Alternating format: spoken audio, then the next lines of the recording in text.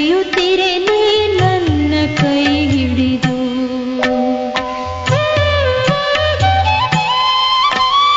ಸ್ನೇಹ ತುಂಬಿದ ನಯನದಲ್ಲಿ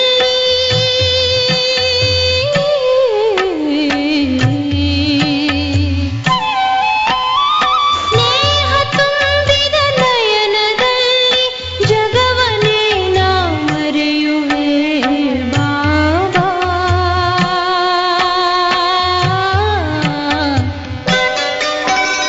ನಿನ್ನ ಶಾಂತಿ ಸ್ತಂಭದ ಸಮ್ಮುಖದಿ ಬಾಬಾ ನಾ ಬಳಿ ಬರಲು, ನಾ ಬಳಿ ಬರಲು.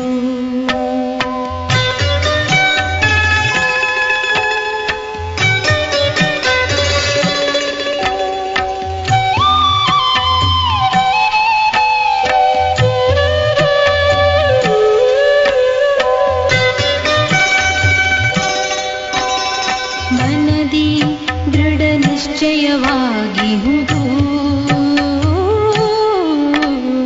ಮನದಿ ದೃಢ ನಿಶ್ಚಯವಾಗಿಹುದು. ನೀನಿಲ್ಲಿಯೇ ಇರುತ್ತೀಯೆ ಎಂದು.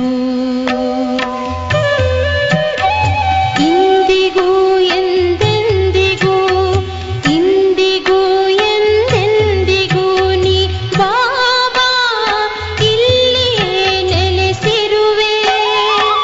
ಮಧುಬನದ ಕಣ ಕಣದೊಳು, ಮಧುಬನದ ಕಣ ಕಣದೊಳು ನಾ ನಿನ್ನನೆ ಕಾಣುತ್ತಿಹೆನು ಬಾಬಾ.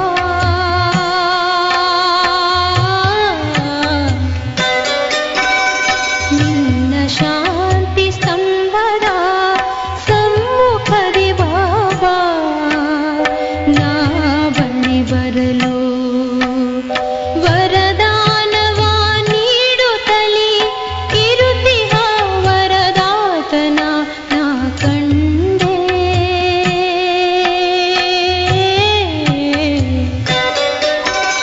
ನಿನ್ನ ಶಾಂತಿ ಸ್ತಂಭದ ಸಮ್ಮುಖದಿ ಬಾಬಾ ನಾ ಬಳಿ ಬರಲು, ನಾ ಬಳಿ ಬರಲು, ನಾ ಬಳಿ ಬರಲು.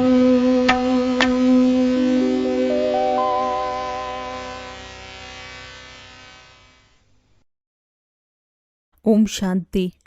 ಇಂದಿನ ದಿನಾಂಕ 13/8/2025.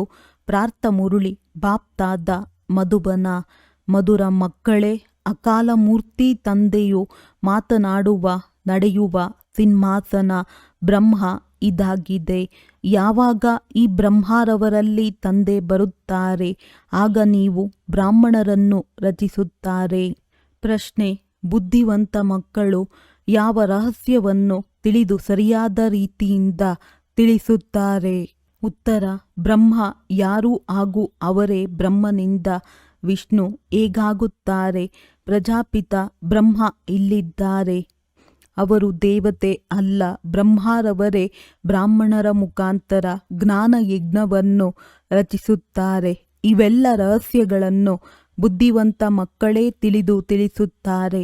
ಕುದುರೆ ಸವಾರರು ಹಾಗೂ ಕಾಲಾಳುಗಳು ಇದರಲ್ಲಿ ಗೊಂದಲ ಮಾಡುತ್ತಾರೆ.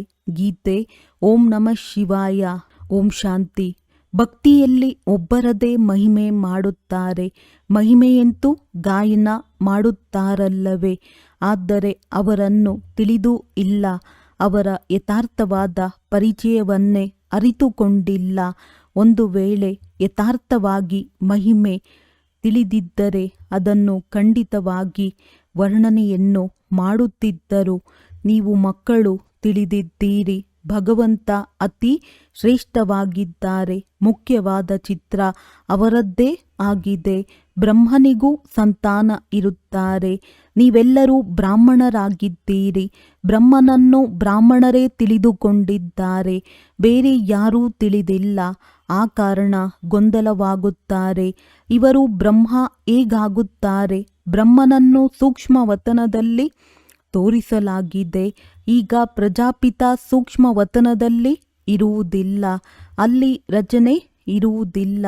ಇದರ ಪ್ರತಿ ನಿಮ್ಮ ಜೊತೆ ಬಹಳ ವಾದ ವಿವಾದವನ್ನು ಮಾಡುತ್ತಾರೆ. ಬ್ರಹ್ಮ ಹಾಗೂ ಬ್ರಾಹ್ಮಣರು ಇರುವುದು ಸರಿ ಇದೆ, ತಿಳಿಸಿರಿ.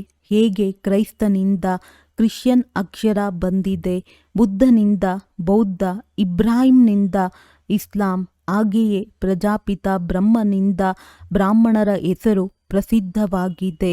ಆದಿದೇವ ಬ್ರಹ್ಮ. ವಾಸ್ತವದಲ್ಲಿ ಬ್ರಹ್ಮನಿಗೆ ದೇವತೆ ಎಂದು ಹೇಳುವುದಿಲ್ಲ. ಇದು ತಪ್ಪಾಗಿದೆ. ಯಾರು ತಮ್ಮನ್ನು ಬ್ರಾಹ್ಮಣರೆಂದು ಕರೆಸಿಕೊಳ್ಳುತ್ತಾರೆಯೋ ಅವರನ್ನು ಕೇಳಬೇಕು, ಬ್ರಹ್ಮನು ಎಲ್ಲಿಂದ ಬಂದರು, ಇದು ಯಾರ ರಚನೆಯಾಗಿದೆ, ಬ್ರಹ್ಮನನ್ನು ಯಾರು ರಚನೆ ಮಾಡಿದರು. ಇದಕ್ಕೆ ಯಾರೂ ಉತ್ತರವನ್ನು ತಿಳಿಸಲು ಸಾಧ್ಯವಿಲ್ಲ, ಏಕೆಂದರೆ ಅರಿತುಕೊಂಡೇ ಇಲ್ಲ. ಇದನ್ನು ಸಹ ನೀವು ಮಕ್ಕಳು ತಿಳಿದುಕೊಂಡಿದ್ದೀರಿ. ಶಿವತಂದೆಯು ಈ ರಥದಲ್ಲಿ ಪ್ರವೇಶ ಮಾಡುತ್ತಾರೆ. ಈ ಆತ್ಮವೇ ಬ್ರಹ್ಮ. ಮೊದಲ ಜನ್ಮದಲ್ಲಿ ಕೃಷ್ಣ ರಾಜಕುಮಾರನಾಗಿದ್ದನು. 84 ಜನ್ಮಗಳ ನಂತರ ಅದೇ ಆತ್ಮವು ಬಂದು ಈ ಬ್ರಹ್ಮನಾಗಿದ್ದಾರೆ. ಜನ್ಮ ಪತ್ರಿಕೆಯ ಹೆಸರಂತೂ ಇವರಿಗೆ ಬೇರೆ ಇರಬೇಕಲ್ಲವೇ, ಏಕೆಂದರೆ ಇವರು ಮನುಷ್ಯನಲ್ಲವೇ. ನಂತರ ತಂದೆಯು ಇವರಲ್ಲಿ ಪ್ರವೇಶ ಮಾಡಿ ಇವರಿಗೆ ಬ್ರಹ್ಮನೆಂದು ಹೆಸರಿಡುತ್ತಾರೆ. ಅದೇ ಬ್ರಹ್ಮನು ವಿಷ್ಣುವಿನ ರೂಪವಾಗಿದ್ದಾರೆ, ನಾರಾಯಣನಾಗುತ್ತಾನಲ್ಲವೇ. 84 ಜನ್ಮಗಳ ಅಂತ್ಯದಲ್ಲಿಯೂ ಇವರದ್ದು ಸಾಧಾರಣ ರಥವಾಗಿದೆ. ಈ ಶರೀರವು ಎಲ್ಲ ಆತ್ಮಗಳ ರಥವಾಗಿದೆ. ಅಕಾಲ ಮೂರ್ತಿ ಆತ್ಮನಿಗೆ ನಡೆಯುವ ಮಾತನಾಡುವ ಸಿಂಹಾಸನವಾಗಿದೆ. ಸಿಖ್ಖರು ಇದಕ್ಕೆ ಸ್ಥೂಲವಾದ ಸಿಂಹಾಸನವನ್ನು ಮಾಡಿಬಿಟ್ಟಿದ್ದಾರೆ. ಅದಕ್ಕೆ ಅಕಾಲ ಸಿಂಹಾಸನವೆಂದು ಹೇಳುತ್ತಾರೆ. ಹಾಗೆ ನೋಡಿದರೆ ಇವೆಲ್ಲವೂ ಶರೀರಗಳು ಅಕಾಲ ಸಿಂಹಾಸನಗಳಾಗಿವೆ. ಆತ್ಮಗಳೆಲ್ಲರೂ ಅಕಾಲ ಮೂರ್ತಿಗಳಾಗಿದ್ದೀರಿ. ಸರ್ವಶ್ರೇಷ್ಠ ಭಗವಂತನಿಗೆ ರಥವಂತೂ ಬೇಕಲ್ಲವೇ. ರಥದಲ್ಲಿ ಪ್ರವೇಶ ಮಾಡಿ ಜ್ಞಾನವನ್ನು ತಿಳಿಸುತ್ತಾರೆ. ಅವರಿಗೆ ಜ್ಞಾನಪೂರ್ಣನೆಂದು ಹೇಳಲಾಗುತ್ತದೆ. ರಚಯಿತ ಮತ್ತು ರಚನೆಯ ಆದಿ ಮಧ್ಯ ಅಂತ್ಯದ ಜ್ಞಾನವನ್ನು ಕೊಡುತ್ತಾರೆ. ಜ್ಞಾನಪೂರ್ಣನೆಂದರೆ ಅಂತರ್ಯಾಮಿ ಅಥವಾ ಸರ್ವಜ್ಞನೆಂದಲ್ಲ, ಸರ್ವವ್ಯಾಪಿ ಎಂಬುದರ ಅರ್ಥವೇ ಬೇರೆ, ಸರ್ವಜ್ಞನೆಂಬುದರ ಅರ್ಥವೇ ಬೇರೆಯಾಗಿದೆ. ಮನುಷ್ಯರಂತೂ ಎಲ್ಲವನ್ನೂ ಸೇರಿಸಿ ಮನಸ್ಸಿಗೆ ಏನು ಬಂದರೆ ಅದನ್ನು ಹೇಳುತ್ತಾ ಹೋಗುತ್ತಾರೆ. ಈಗ ನೀವು ತಿಳಿದುಕೊಂಡಿದ್ದೀರಿ, ನಾವೆಲ್ಲ ಬ್ರಾಹ್ಮಣರು ಬ್ರಹ್ಮನ ಸಂತಾನರಾಗಿದ್ದೇವೆ. ನಮ್ಮ ಕುಲವು ಎಲ್ಲರಿಗಿಂತ ಶ್ರೇಷ್ಠವಾಗಿದೆ. ಅವರಿಗೆ ದೇವತೆಗಳನ್ನು ಶ್ರೇಷ್ಠರೆಂದು ಹೇಳುತ್ತಾರೆ, ಏಕೆಂದರೆ ಸತ್ಯಯುಗದ ಆದಿಯಲ್ಲಿ ದೇವತೆಗಳು ಇದ್ದು ಹೋಗಿದ್ದಾರೆ. ಆದರೆ ಪ್ರಜಾಪಿತ ಬ್ರಹ್ಮನ ಸಂತಾನರು ಬ್ರಾಹ್ಮಣರು ಇರುತ್ತಾರೆಂಬುದು ನೀವು ಮಕ್ಕಳ ವಿನಃ ಬೇರೆ ಯಾರಿಗೂ ತಿಳಿದಿಲ್ಲ. ಬ್ರಹ್ಮನನ್ನು ಸೂಕ್ಷ್ಮವತನದಲ್ಲಿ ಇದ್ದಾರೆಂದು ತಿಳಿಯುತ್ತಾರೆ. ಆ ಲೌಕಿಕ ಬ್ರಾಹ್ಮಣರೇ ಬೇರೆಯಾಗಿದ್ದಾರೆ. ಅವರು ಪೂಜೆ ಮಾಡುತ್ತಾರೆ, ಭಕ್ಷ್ಯ ಭೋಜ್ಯಗಳನ್ನು ತಿನ್ನುತ್ತಾರೆ. ನೀವೇನು ತಿನ್ನುವುದಿಲ್ಲ. ಬ್ರಹ್ಮನ ರಹಸ್ಯವನ್ನು ಈಗ ಬಹಳ ಚೆನ್ನಾಗಿ ತಿಳಿಸಿಕೊಡಬೇಕಾಗಿದೆ. ಅಂದಾಗ ತಿಳಿಸಿ. ಅನ್ಯ ಮಾತುಗಳನ್ನು ಬಿಟ್ಟು ಯಾವ ತಂದೆಯಿಂದ ಪತಿತರಿಂದ ಪಾವನರಾಗಬೇಕಾಗಿದೆಯೋ ಆ ತಂದೆಯನ್ನು ಮೊದಲು ನೆನಪು ಮಾಡಿ, ನಂತರ ಈ ಮಾತುಗಳೆಲ್ಲವೂ ಅರ್ಥವಾಗುತ್ತವೆ. ಚಿಕ್ಕ ಮಾತಿನಲ್ಲಿ ಸಂಶಯವು ಬಂದರೆ ಸಾಕು, ತಂದೆಯನ್ನೇ ಬಿಟ್ಟು ಬಿಡುತ್ತಾರೆ. ಮೊದಲ ಮುಖ್ಯ ಮಾತಾಗಿದೆ ತಂದೆ ಮತ್ತು ಆಸ್ತಿ. ತಂದೆಯು ತಿಳಿಸುತ್ತಾರೆ, ನನ್ನೊಬ್ಬನನ್ನೇ ನೆನಪು ಮಾಡಿ, ನಾನು ಅವಶ್ಯವಾಗಿ ಯಾರದ್ದೋ ತನುವಿನಲ್ಲಿ ಬರುತ್ತೇನಲ್ಲವೇ, ಅವರ ಹೆಸರು ಇರಬೇಕು. ನಾನು ಬಂದು ಅವರನ್ನು ರಚಿಸುತ್ತೇನೆ. ಬ್ರಹ್ಮನ ಬಗ್ಗೆ ತಿಳಿಸಲು ಬಹಳ ಬುದ್ಧಿವಂತಿಕೆ ಇರಬೇಕು. ತಿಳಿಸಿಕೊಡುವುದರಲ್ಲಿ ಕುದುರೆ ಸವಾರರು ಕಾಲಾಳುಗಳು ತಬ್ಬಿಬ್ಬಾಗುತ್ತಾರೆ. ತಂದೆಯು ಸ್ಥಿತಿಯನುಸಾರ ತಿಳಿಸುತ್ತಾರಲ್ಲವೇ. ಪ್ರಜಾಪಿತ ಬ್ರಹ್ಮರವರು ಇಲ್ಲಿಯೇ ಇದ್ದಾರೆ. ಬ್ರಾಹ್ಮಣರ ಮುಖಾಂತರ ಯಜ್ಞವನ್ನು ರಚನೆ ಮಾಡುತ್ತಾರೆಂದರೆ ಬ್ರಾಹ್ಮಣರೇ ಬೇಕಲ್ಲವೇ? ಅವರಿಂದ ಬ್ರಾಹ್ಮಣರು ಬೇಕೆಂದರೆ ಪ್ರಜಾಪಿತ ಬ್ರಹ್ಮರವರೂ ಸಹ ಇಲ್ಲಿಯೇ ಬೇಕು. ಲೌಕಿಕ ಬ್ರಾಹ್ಮಣರೂ ಸಹ ನಾವು ಬ್ರಹ್ಮನ ಸಂತಾನರೆಂದು ಹೇಳಿಕೊಳ್ಳುತ್ತಾರೆ. ನಮ್ಮ ಕುಲವು ಪರಂಪರೆಯಿಂದ ಬಂದಿದೆ ಎಂದು ತಿಳಿಯುತ್ತಾರೆ. ಆದರೆ ಬ್ರಹ್ಮರವರು ಯಾವಾಗ ಇದ್ದರು ಎಂಬುದನ್ನು ತಿಳಿದುಕೊಂಡಿಲ್ಲ. ನೀವು ಈಗ ಬ್ರಾಹ್ಮಣರಾಗಿದ್ದೀರಿ. ಯಾರು ಬ್ರಹ್ಮನ ಸಂತಾನರೋ ಅವರೇ ಬ್ರಾಹ್ಮಣರು. ಲೌಕಿಕ ಬ್ರಾಹ್ಮಣರಂತೂ ತಂದೆಯ ಪರಿಚಯವನ್ನು ತಿಳಿದುಕೊಂಡಿಲ್ಲ. ಭಾರತದಲ್ಲಿ ಮೊದಲು ಬ್ರಾಹ್ಮಣರೇ ಇರುತ್ತಾರೆ. ಬ್ರಾಹ್ಮಣರದ್ದು ಸರ್ವಶ್ರೇಷ್ಠ ಕುಲವಾಗಿದೆ. ನಮ್ಮ ಕುಲವು ಅವಶ್ಯವಾಗಿ ಬ್ರಹ್ಮನಿಂದಲೇ ಬಂದಿರಬೇಕು ಎಂದು ಆ ಬ್ರಾಹ್ಮಣರು ಸಹ ತಿಳಿಯುತ್ತಾರೆ. ಆದರೆ ಯಾವಾಗ, ಹೇಗೆ, ಇದರ ವರ್ಣನೆಯನ್ನು ಮಾಡಲು ಅವರಿಂದ ಸಾಧ್ಯವಿಲ್ಲ. ನೀವು ತಿಳಿದುಕೊಳ್ಳುತ್ತೀರಿ, ಪ್ರಜಾಪಿತ ಬ್ರಹ್ಮನೇ ಬ್ರಾಹ್ಮಣರನ್ನು ರಚಿಸುತ್ತಾರೆ. ಆ ಬ್ರಾಹ್ಮಣರೇ ಮತ್ತೆ ದೇವತೆಗಳಾಗುತ್ತಾರೆ. ತಂದೆಯು ಬಂದು ಬ್ರಾಹ್ಮಣರಿಗೆ ಓದಿಸುತ್ತಾರೆ. ಬ್ರಾಹ್ಮಣರಿಗೆ ರಾಜ್ಯವಿಲ್ಲ, ಬ್ರಾಹ್ಮಣರದ್ದು ಕುಲವಿದೆ. ಮತ್ತೆ ಯಾವಾಗ ರಾಜ ರಾಣಿ ಆಗುವರೋ ಆಗಲೇ ರಾಜ್ಯದಾನಿ ಎಂದು ಹೇಳಲಾಗುವುದು. ಹೇಗೆ ಸೂರ್ಯವಂಶಿ ರಾಜ್ಯದಾನಿ ಎಂದು ಹೇಳುತ್ತಾರಲ್ಲವೇ? ನೀವು ಬ್ರಾಹ್ಮಣರು ರಾಜರಂತೂ ಆಗುವುದಿಲ್ಲ. ಕೌರವರು ಮತ್ತು ಪಾಂಡವರ ರಾಜ್ಯವಿತ್ತು ಎಂದು ಯಾವ ಮಾತನ್ನು ಹೇಳುತ್ತಾರೆಯೋ ಇವೆರಡೂ ತಪ್ಪಾಗಿದೆ. ಏಕೆಂದರೆ ಇಬ್ಬರಿಗೂ ರಾಜ್ಯವಿಲ್ಲ. ಪ್ರಜೆಗಳ ಮೇಲೆ ಪ್ರಜೆಗಳ ರಾಜ್ಯವಾಗಿದೆ.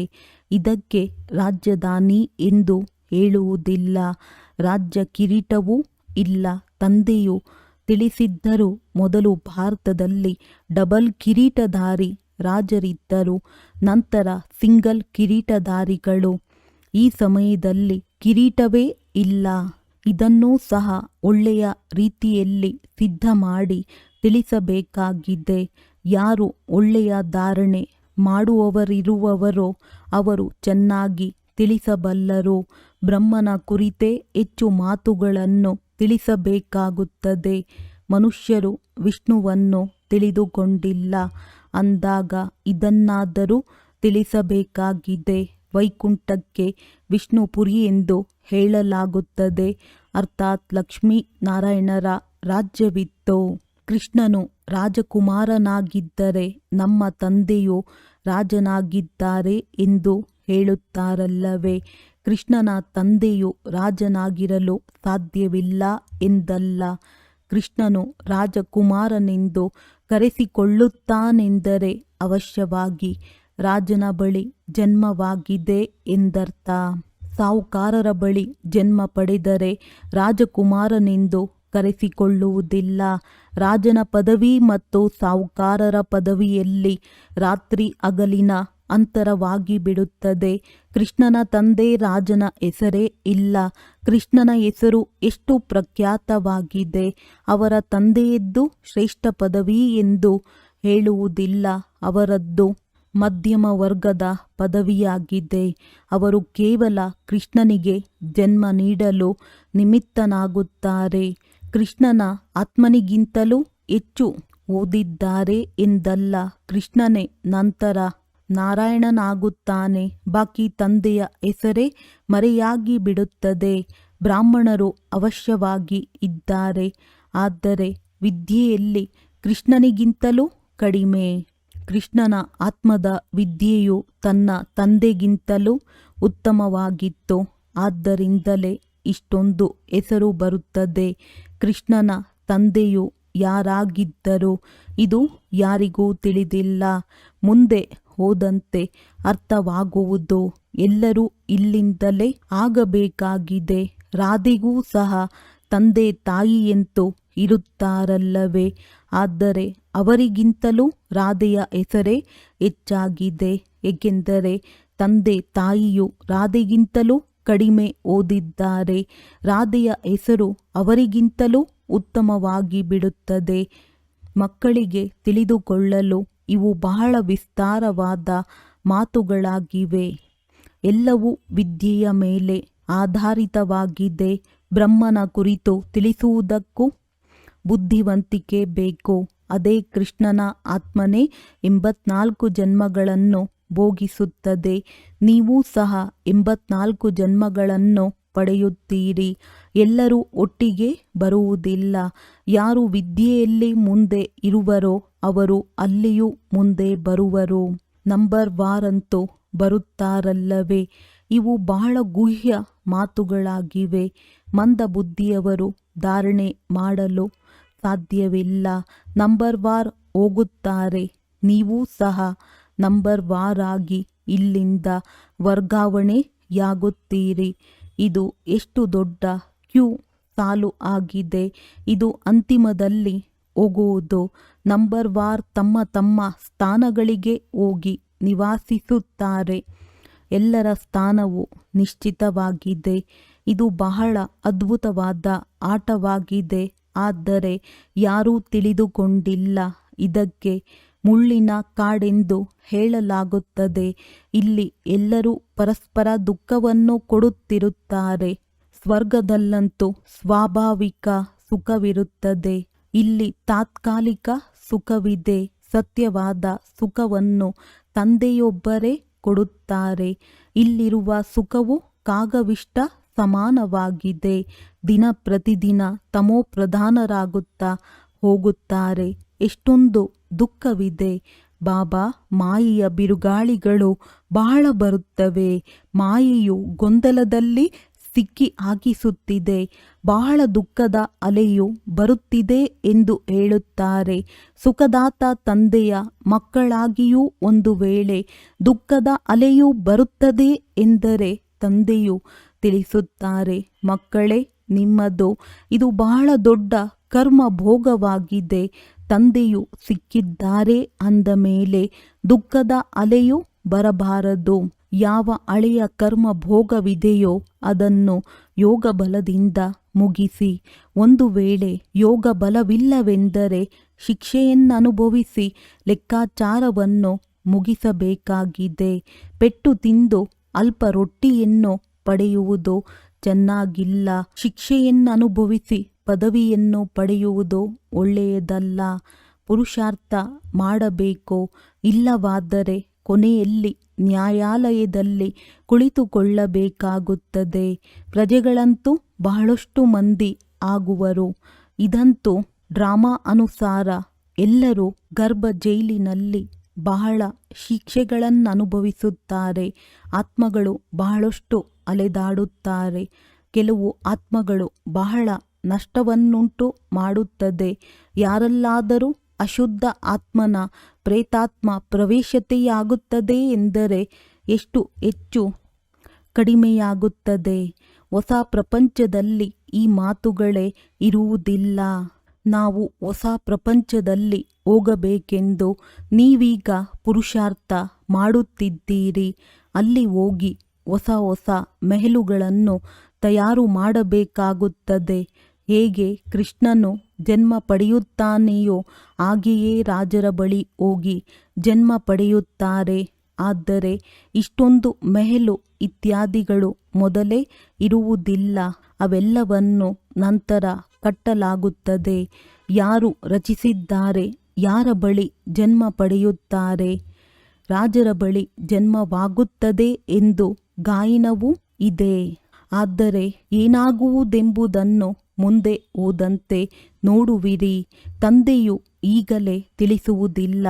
ಹಾಗೆ ತಿಳಿಸುವಂತಿದ್ದರೆ ಇದು ಕೃತಕ ನಾಟಕವಾಗಿ ಬಿಡುತ್ತದೆ. ಆದ್ದರಿಂದ ಏನನ್ನು ತಿಳಿಸುವುದಿಲ್ಲ. ಮೊದಲೇ ತಿಳಿಸುವುದು ನಾಟಕದಲ್ಲಿ ನಿಗದಿಯಾಗಿಲ್ಲ. ತಂದೆಯು ತಿಳಿಸುತ್ತಾರೆ, ನಾನೂ ಸಹ ಪಾತ್ರಧಾರಿಯಾಗಿದ್ದೇನೆ. ಮುಂದಿನ ಮಾತುಗಳನ್ನು ಮೊದಲೇ ತಿಳಿದುಕೊಂಡಿದ್ದರೆ ಬಹಳಷ್ಟು ತಿಳಿಸುತ್ತಿದ್ದೆನು. ತಂದೆಯು ಅಂತರ್ಯಾಮಿಯಾಗಿದ್ದರೆ ಮೊದಲೇ ತಿಳಿಸುತ್ತಿದ್ದರು. ತಂದೆಯು ತಿಳಿಸುತ್ತಾರೆ, ಇಲ್ಲ, ನಾಟಕದಲ್ಲಿ ಏನಾಗುವುದೋ ಅದನ್ನು ಸಾಕ್ಷಿಯಾಗಿ ನೋಡುತ್ತಾ ಬನ್ನಿ. ಜೊತೆ ಜೊತೆಗೆ ನೆನಪಿನ ಯಾತ್ರೆಯಲ್ಲಿ ಮಸ್ತರಾಗಿರಿ. ಇದರಲ್ಲಿಯೇ ಅನುತ್ತೀರ್ಣರಾಗುತ್ತಾರೆ. ಜ್ಞಾನವೆಂದು ಹೆಚ್ಚು ಕಡಿಮೆಯಾಗಲು ಸಾಧ್ಯವಿಲ್ಲ. ನೆನಪಿನ ಯಾತ್ರೆಯಲ್ಲಿ ಏರಿಳಿತವಾಗುತ್ತದೆ. ಜ್ಞಾನವಂತೂ ಯಾವುದು ಸಿಕ್ಕಿದೆಯೋ ಅದು ನಿಮ್ಮಲ್ಲಿ ಇದ್ದೇ ಇದೆ. ನೆನಪಿನ ಯಾತ್ರೆಯಲ್ಲಿ ಮಾತ್ರ ಕೆಲವೊಮ್ಮೆ ಉಮಂಗವಿರುತ್ತದೆ, ಇನ್ನೂ ಕೆಲವೊಮ್ಮೆ ಬಹಳ ಕೆಳಗೆ ಬಂದು ಬಿಡುತ್ತೀರಿ. ಯಾತ್ರೆಯಲ್ಲಿ ಏರಿಳಿತವಾಗುತ್ತದೆ. ಜ್ಞಾನದಲ್ಲಿಯೂ ಏಣಿಯನ್ನು ಏರುವುದಿಲ್ಲ. ಜ್ಞಾನಕ್ಕೆ ಯಾತ್ರೆ ಎಂದು ಹೇಳುವುದಿಲ್ಲ. ಇದು ನೆನಪಿನ ಯಾತ್ರೆಯಾಗಿದೆ. ತಂದೆಯು ತಿಳಿಸುತ್ತಾರೆ, ನೆನಪಿನಲ್ಲಿದ್ದರೆ ನೀವು ಸುರಕ್ಷಿತರಾಗಿರುತ್ತೀರಿ. ದೇಹಾಭಿಮಾನದಲ್ಲಿ ಬರುವುದರಿಂದಲೇ ನೀವು ಬಹಳ ಮೋಸ ಹೋಗುತ್ತೀರಿ.